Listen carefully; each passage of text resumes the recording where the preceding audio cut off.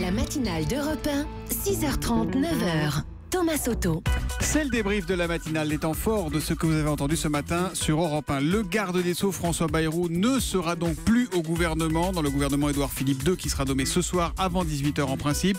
Écoutez la toute première réaction de Christophe Castaner, c'est le porte-parole du gouvernement. Il était l'invité de Fabien Amias à 8h15. Il y a un choix personnel. Ce fut le choix annoncé hier par Sylvie Goulard. C'est le choix aussi aujourd'hui annoncé par François Bayrou. Et donc, moi, je respecte ce choix personnel. Il souhaite se défendre dans ce dossier, donc se donner les moyens de le faire, dont acte. Un choix personnel, dites-vous, de François Bayrou ce matin, mais qui fait les affaires, évidemment, du gouvernement et d'Emmanuel Macron. Je ne vais pas être langue de bois, vous avez raison, ça simplifie la situation parce qu'il était difficile, y compris pour le porte-parole, de répondre à vos questionnements légitimes. Voilà, le perron de l'Élysée ne sera pas forcément libre pour annoncer la composition de ce gouvernement puisqu'il y a un orchestre de jeunes qui jouera à l'occasion de la fête de la musique cet après-midi, donc il va falloir trouver sans doute un autre endroit où leur passer entre les notes pour annoncer la composition de ce gouvernement. Tout ça, vous le suivrez bien sûr sur Europe 1. Beaucoup de réactions, la plus drôle qui est un peu politico-météorologique, c'est celle d'Elsa Grangier sur Twitter.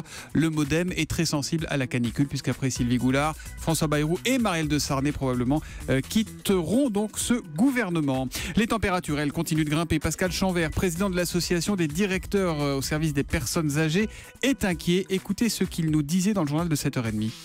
Nous n'avons pas rattrapé les retards français qui existaient en 2003. Il n'y aura sans doute pas 15 000 morts si on avait le même épisode climatique qu'en 2003.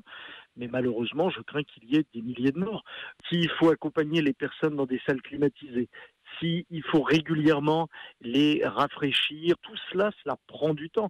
Mieux aider les personnes âgées en cas de canicule, mais aussi tout le long de l'année, c'est faire en sorte qu'elles soient mieux accompagnées, tant en établissement qu'à domicile, et qu'on passe plus de temps au quotidien auprès d'elles. Attention, plus de 30 dans la majeure partie du pays. Il fera notamment, Laurent Cabrol nous le disait, 38 degrés à Paris dans la journée. Et puis Eva Rock nous en parlait ce matin dans le kiosque. C'est Star diffuse ce soir à 20h50 un documentaire sur l'histoire du rap en France. On y apprend des choses étonnantes comme le nom de celui qui a promu le rap dans les années 80 chez nous. Écoutez, c'était à 6h45.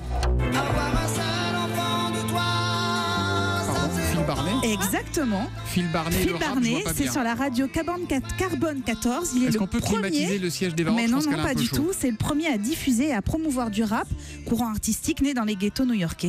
Pour moi, c'était une évidence. Le rap chanté rythmiquement sur une rythmique de funk, pour moi, j'ai toujours su que c'était mon truc, quoi. Voilà, c'est sur C'est Star à 20h50. C'est Star, c'est la 17, je crois. Voilà pour le débrief.